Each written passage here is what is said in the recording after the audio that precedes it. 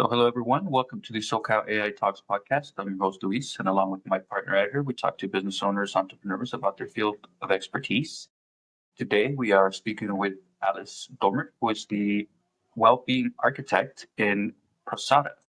Alice, can you tell us a little bit about Prosada? I'm actually very curious how you came up with the name as well. Yeah. So I was actually an architect in my first professional life. And in Okay. 2009, after the 2009 bump, I launched Prasada. I had to learn a lot of practices, mindfulness, yoga, meditation, all sorts of things when I was an architect. And so I said, there's this thing called corporate wellness, and I was interested in it. I love telling stories from my past life as an architect and exhibit designer. And so one day I was wearing a hat being an architect, and the next day had a corporate wellness company. And so it actually started out with a different name. It started out as Deliver Me Yoga, and then it switched to Deliver Me Wellness. And then Prasada was the sort of third name evolution. And that actually is a word in Sanskrit that means an offering of grace. Okay. So I wanted something. We talk about whole being at work. That's kind of our tagline. But really for me, it was, I was in second grade. I said I was going to be an architect. And then I was one of those geeky little kids that then became the thing I said I wanted to become. That's rare though. There's many people who have told me along the way they wanted to be an architect. Architecture is a pretty stressful industry. And so I had young kids. And I was married to an architect at the time around 9/11, and just had to learn a lot of those skills and practices. So when I launched Versada, the mission was really a couple of things. I wanted to bring the things that I had learned to help me navigate stress and burnout to other professionals. I also wanted to start a business where I could employ other women in part-time work that would be meaningful so that they could also have time to be with their families. And I wanted to help people just design a life instead of designing buildings. It was really about, our systems make up the goals. I love some of James Clear's quotes about we don't rise to our goals, we fall to our systems. So our real focus when we're in working with corporate clients is helping them, and everybody's different. Some people like to do the same thing every day. Some people like to work out in the morning. Some people like to do meditation. Some people like chanting. And so it's really empowering people to design the life that they want with the right balance of eating right and moving right and keeping their mind in order to really have the life that they want, the future that they want. So, do your wellness services offer? Because you talked about eating right and working out. Do they offer all those kinds of services, or is it really just about like meditation and mindful practices? I see like breath work and stuff like that is mentioned as well in your. Yeah.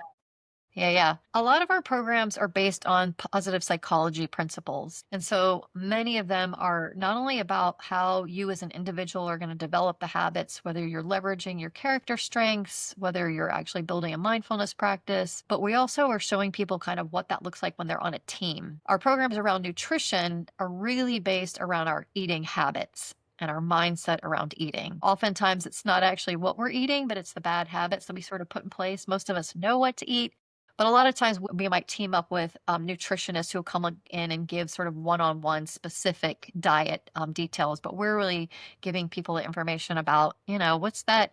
Do you really need Mhm. the Mountain Dew in the middle of the afternoon? Or is there a breathwork technique that might have 0 calories and really wake you up and get you a little bit more clear and focused that would be a better option?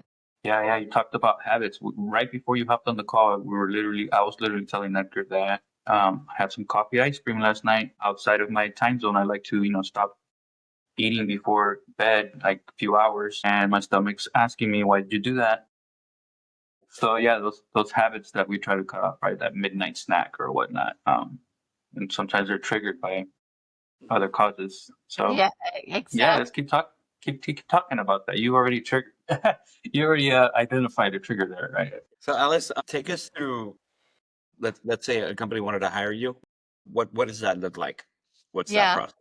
So, a lot of times people ask us, like, who are good matches for you? And it comes down to many times the sort of C suite's attitude about their people. Mhm. You know, There are some CEOs who and organizations that are really about the bottom line. And of course, all organizations have to be about the bottom line. But oftentimes people are realizing that your people are your best asset. They're the most important thing in your organization. And so keeping them mentally, physically, emotionally healthy, and especially the younger generations, all the studies are showing that the younger generations, they don't want to go and work for some organization that has no purpose, has no mission, does not have leaders with a vision. And so those are the companies that come to us because they really understand that creating not only a good wellness program, and sometimes the wellness program becomes a bit of a side dish, but the practices and the way that you treat people and the way that you train your team is your workplace culture. And that is the glue that keeps it all together. I make the analogy a lot that we all know football teams where they've got some great players. And so sometimes you can cultivate top talent.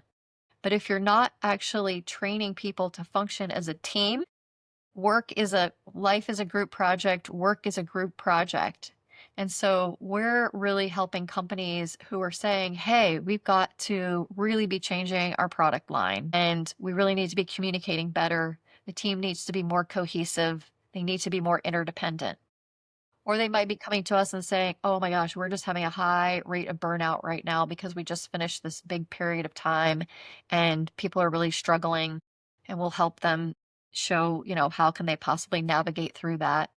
They might be coming to us, maybe it's a law firm, and they're realizing that law firms are really in a bit of an interesting period because the associates are not kind of dutifully moving through the process of becoming a partner and staying with the law firm for 25 years. And so they're saying, what can we do to make sure that people feel cared for, and that we're valuing them not just for their output and billable hours, but for what they bring to the entire team. Sometimes we'll get a management team and they'll say, hey, we've got our senior managers and there's 8 of them and they wouldn't even have coffee with each other. What can you guys do? So Oh, we'll okay. come in and do some programs where we talk about powerful questions and listening and have a what matters conversation. And we've left a room after 2 hours in that kind of situation, and the HR director was just giddy. She was giggling, saying, I don't know what just happened in that room, but something magic just happened because we all connected in a way that has just we've never experienced. That's awesome. Yeah. Wow, you have a lot of different angles that you've experienced, different verticals, I would say. Talked about law firms. We both have experience in corporate, so we could talk a little bit into the difference between, a corporation that values training, whether that's their in-house training or sometimes outsourced training. I've had some great outsourced training that I still remember to this day about time management and well-being. Is definitely valued at companies that value their employees. I think, from my personal experience. Yeah, it's So, kind of fascinating. I'll just say one other thing is that, wellness programs get a bad rap sometimes because people are always asking, what's the ROI? And the other football analogy, and I'm not really that big of a football fan, but um, you know, what happens is that you wouldn't evaluate every player on a team only by the amount of touchdowns that they made, because not everybody on a football team is responsible for making the touchdowns. But Right. when we have, who's doing steps and who's, lost 10 pounds or whatever, we're not really looking at the whole team and the whole being of the whole team. Yeah. So that's one of those things where sometimes we're forcing metrics on something that just is a little bit more difficult to evaluate. And it's interesting, the CEOs that know that it works and care about their people, they don't those kind of ROIs are not really the thing that's convincing them to make that investment in their team. what do you feel makes your program stick in terms of long-term culture? Yeah. So whenever I got into this, many of the wellness programs in the 2008, 2009 were all about biometric screening. And so Mm. you do the biometric screening and it would tell you the 6 ways that you're going to die. Your cholesterol and all that, right? I was like, Your I was not BMI. like that fear and shame have never worked to motivate Yeah. ever. Yeah. So, Great. I really feel like my job is we get inspired to make change because we see other people making change. And that's really what positive psychology is based on. It's really studying the people that have been successful and what are the things that work, and then let's repeat those things. So we tell a lot of stories about not only people who have made change, but we also give people the research. And now what's so cool right now is it's so much of the research around breath work and mindfulness and meditation and any of the character strengths, we now have the science to kind of back those practices. Now we're able to really let people know what those things are, and then that can really kind of make a difference. So, we're in an interesting time to where we have that investment, and people are starting to understand, if I can master my mental game, and if I can even use the tool of breath work, and that's one of our favorite tools, is and it's coming out. Navy SEALs train with breath work, and we're doing a program called the Infinite Reset, because when people can use their breath to regulate their nervous system, which then Their heartbeat and all that. and then it impacts your mental capacity, your emotional intelligence, like that is the sort of secret weapon, kind of. I call it, breath work is the answer hiding in plain sight, that we're kind of now. Never thought of it that way. If you can stay calm, that definitely impacts your emotional intelligence. Yeah. Yeah, I've actually always been curious to try a breathwork workshop. So one of these days I'll have to try that. All right, I'll get you in. She found the customer. She hooked you with those football analogies. Not just kidding. Edgar's a basketball guy. So Alice, are you so as far as like companies go, are you noticing that companies are becoming more proactive about wellness, or are they still mostly reactive to burnout Yeah. and stress? So, a lot of times companies have particular divisions for wellness and benefits and kind of their people, and then they've got training as a separate. We're finding that the companies who have realized that those things are best when they're integrated are the ones who are really seeing the difference, because they're having less attrition. They're being able to retain their people, and retention is a big hidden cost. In a law firm, if one associate ends up going to another firm, you've lost all that training, you've lost their salary. So It costs more to bring someone in than keep them. That's a known fact. Yeah. Absolutely.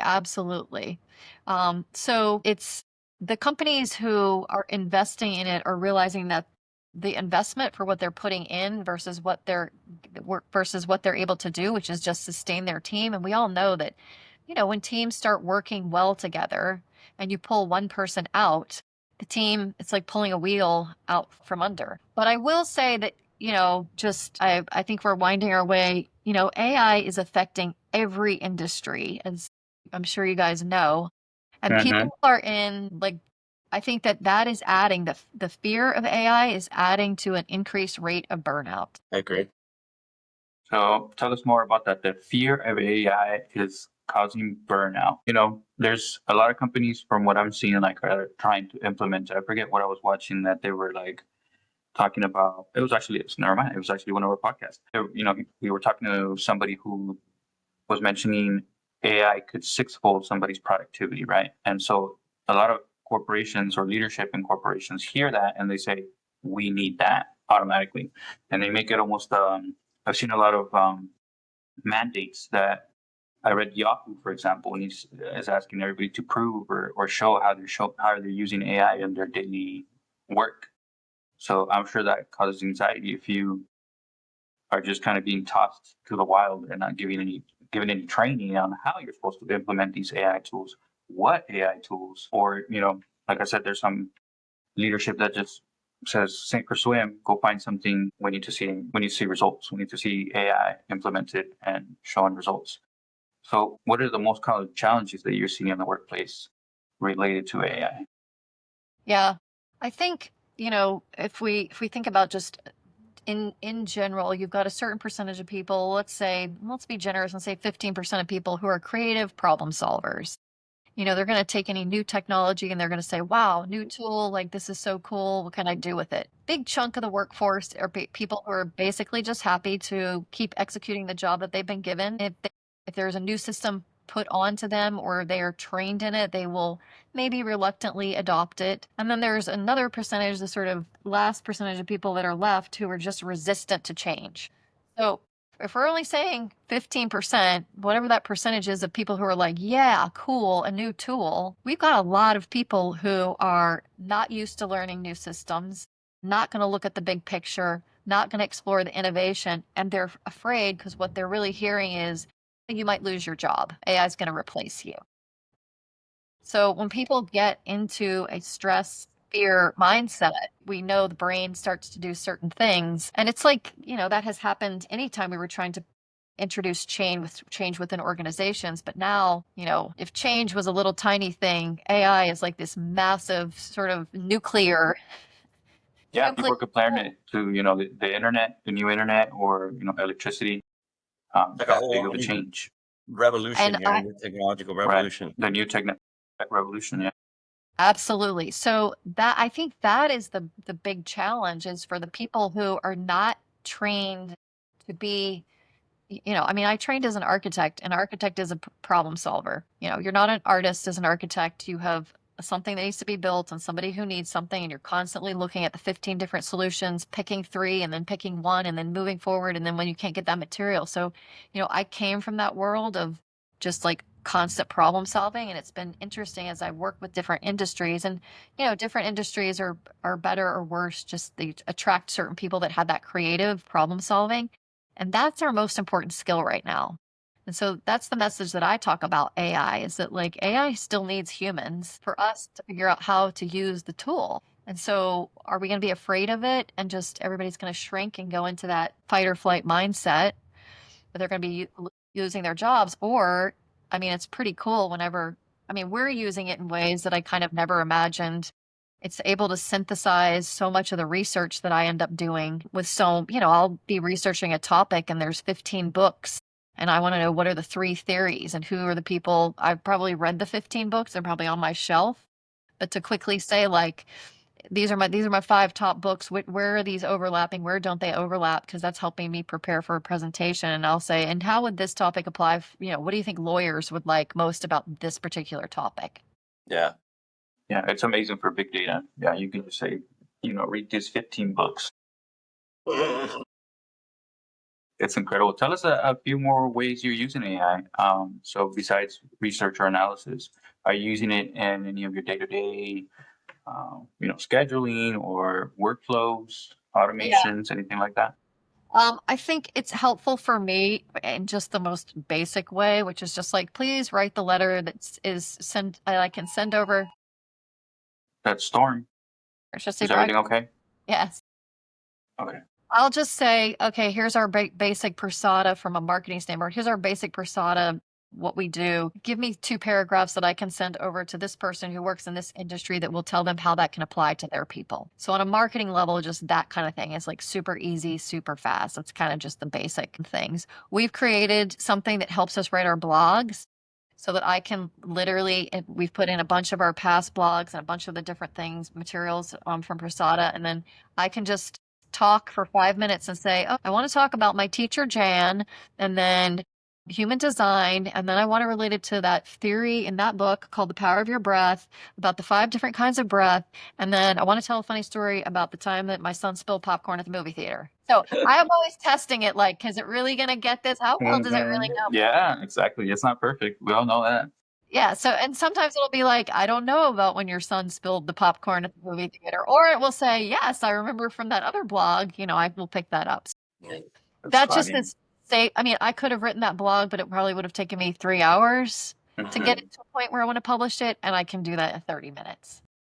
So I think that's just really fantastic. And then just from a marketing, we're always looking at new programs. We just created a program called the Infinite Reset. And so a lot of the language about like, what are people asking about whenever they're burned out? What are the words that people are using whenever they're Right. talking about these kinds of things? So that's been super helpful. I will say that, I have a pretty interesting group of just personal friends who are seekers and psychonauts. And I am a little alarmed by the number of them who are asking me deep questions like, what are my 5 deepest, darkest secrets that I really need to work on as a human? Wow. And Some then people are taking that to therapy. Yeah. yes, well, and the interesting part is that even when people have done any kind of therapy that was not a human, many times they say that people feel more comfortable because they don't feel judged. Yeah, I was talking to a friend and she said, oh, my therapist on vacation. I've been talking to ChatGPT. Yeah. Yes.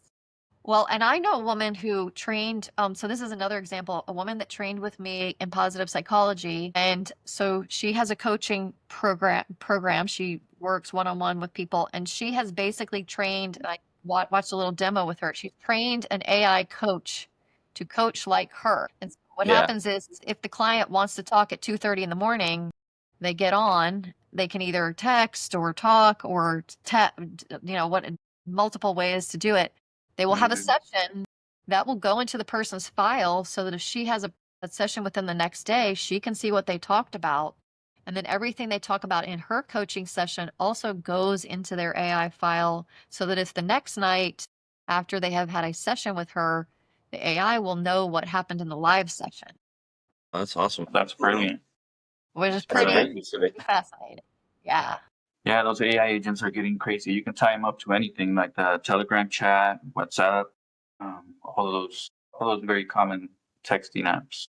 Yeah. I will say there's also one other thing that I'm finding fascinating is that, as I talk to people, people are starting to do customized coaching with wellness. They say, I like to do this, this, and this. I want this schedule. I want to work out this many times a day. And people are definitely generating schedules. And what people are saying is it's not that the younger generation is embracing it. And I have a 24-year-old and a 26-year-old, and my kids are like, not touching it, mom, which I find fascinating. And part of it is the whole impact on the whole water use. Environment.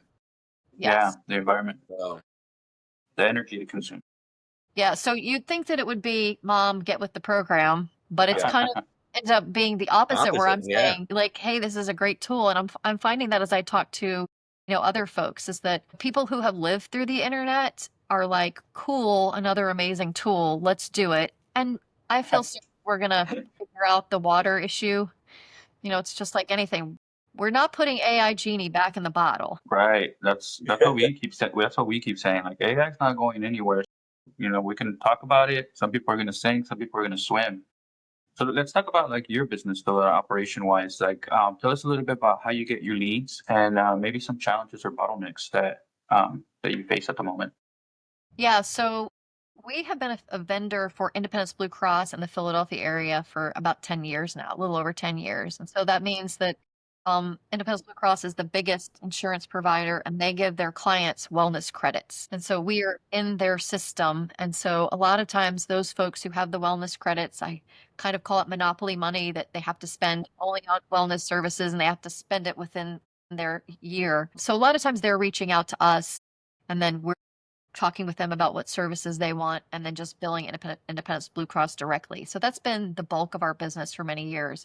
We're now kind of expanding beyond that. And so we are using some folks who are helping us. Nemo Media is helping us with some LinkedIn connections with folks. And so it's just having people know what we do. We have a really cool foundational whole being at work program that can really meet the needs of almost any company for a base wellness program. And these days, most companies are expected to have some kind of wellness program.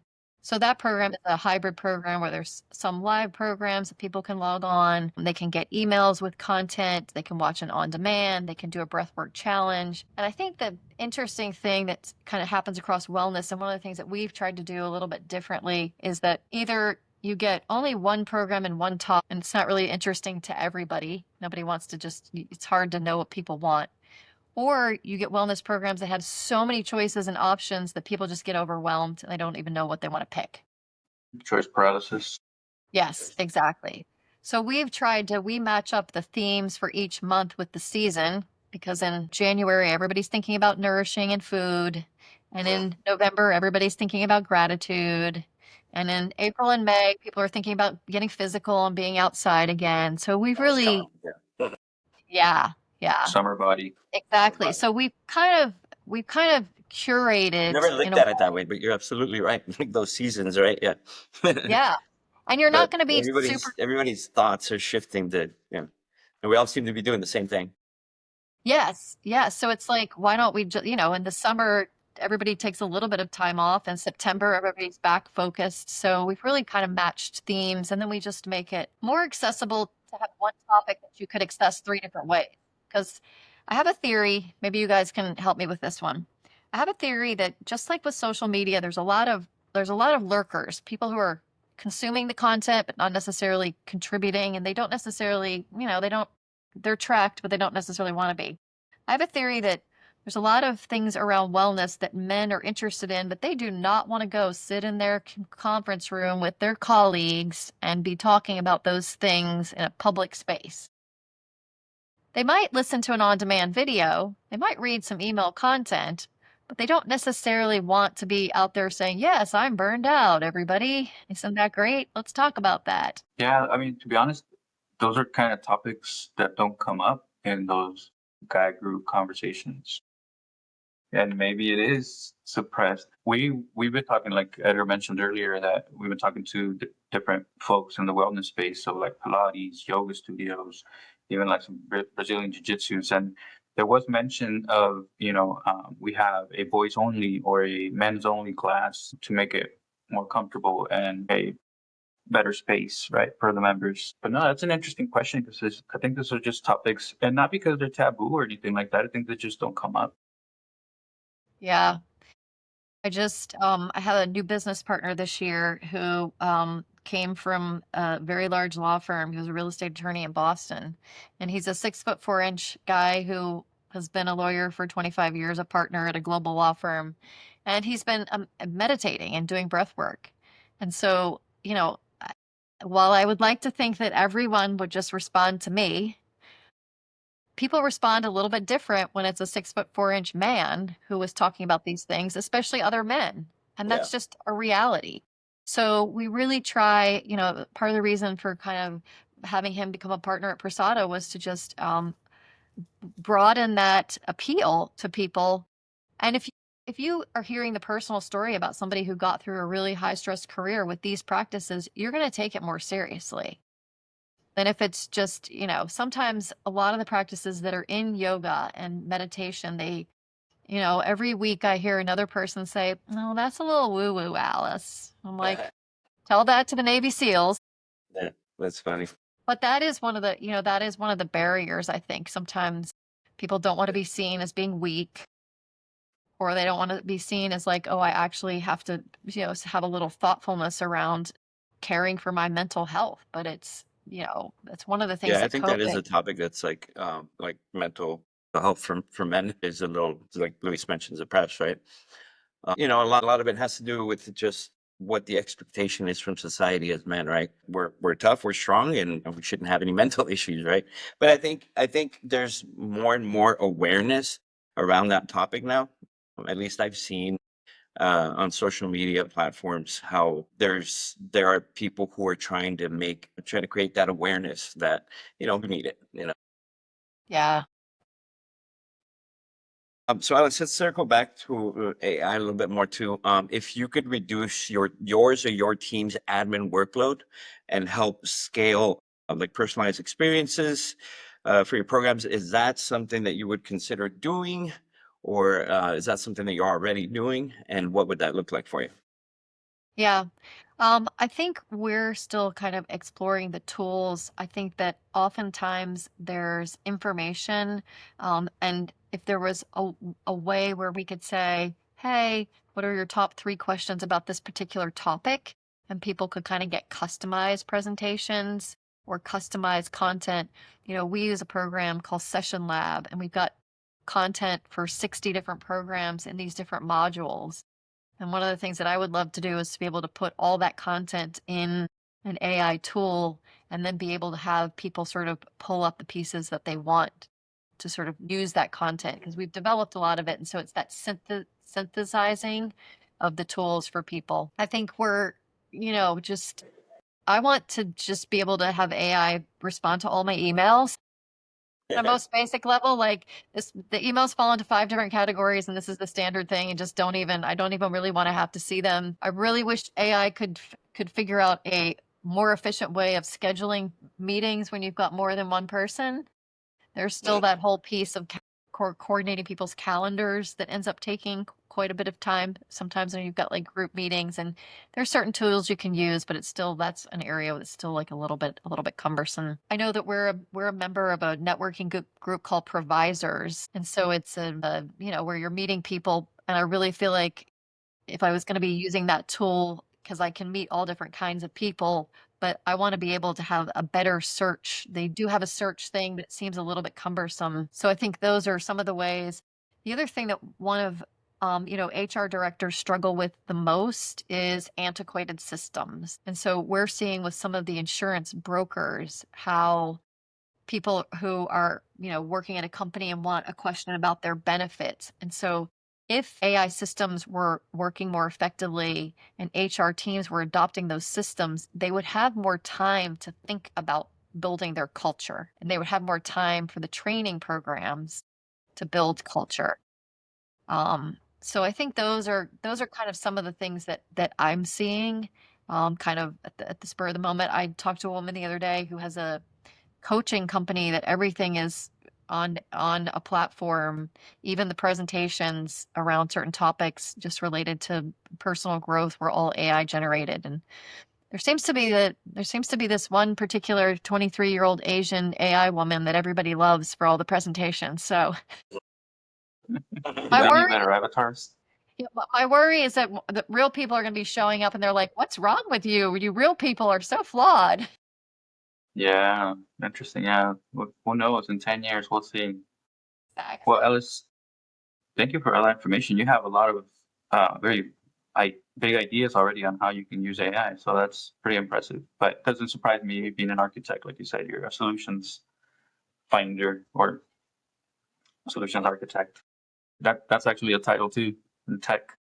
We both have tech background. We both quality assurance engineers from a solution or from a software development standpoint. Yeah, these days I go by whole being architect. Yes, I like that title. That's why I mentioned that at the beginning. Well, Alex, we are coming up on time, so we just want to give you a little bit of recap on what we do with this call, right? So we'll actually take this transcript and everything you say, we'll run it up against an AI tool, and that'll give us an analysis and see if there's tools out there that would help you do any of the challenges that you presented today. So Awesome. that analysis we'll send to you absolutely free of charge for joining our podcast call today. And if you're not opposed to it, we'd love to follow up with you and see if any of those resonate, and we have a chance to partner with you on those. Awesome. That's great. I really appreciate it. Love that you guys are being the leaders to sort of figure out what the gears are on this thing and to try to help us use it. That's the thing. We're just trying to help, small business owners. We know the big guys are gonna, either do it in-house or go with the big vendors, right? But there's small tools that could help small and medium business owners just save time and automate some processes that helps them focus on their passion. A lot of time their passion is what they really do, not the administrative stuff. Yeah. So before we wrap it up, we do want to give you, a chance to tell our viewers and your listeners how they would find you and how they would, get your services. Yeah. So Prasada can be found at www.prasada, Prasada, whole being, which is WHOLEBEING.com. And then my second company is called theinfinitecenter.org. And at that organization, we are training all different kinds of breathwork programs and retreats. So thank you. Awesome. Well, thank you again for your time, and we'll be in touch. Yeah, I think that was pretty much it. Yeah. We'll go ahead and end the call now, and just take a few minutes to finish uploading. So you might see a message to leave your browser open for a second.